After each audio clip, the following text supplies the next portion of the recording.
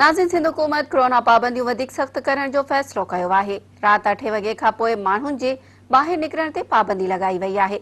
उन हवाले सां वधीक अपडेट करे रहियो आहे मराठी जो रिपोर्टर गुलशन शेख। जी गुलशन, छा अपडेट साईं? जी, सिंध जे वॾे वज़ीर सैयद मुराद अली शाह जी सदारत हेठि टास्क फोर्स जो इजलास थियो आहे। इजलास में सिंध अंदरि कोरोना जी वधंदड़ सूरत हाल खे नज़र में रखंदे अञा वधीक जेको आहे त SOP सख़्तियूं कयूं वियूं आहिनि।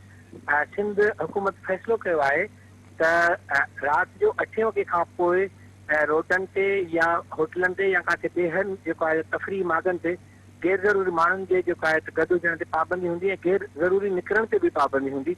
इन हवाले सां अॼु टास्क फोर्स में फ़ैसिलो कयो वियो आहे ऐं सिंध जे IG खे हिदायत कई वई आहे त जेके गैर ज़रूरी तौरु राति जो 8 वॻे खां पोइ गाॾियूं कढनि था या जेको आहे त घुमनि था, उन्हनि ते जेको आहे त पाबंदी लागू कई वञे।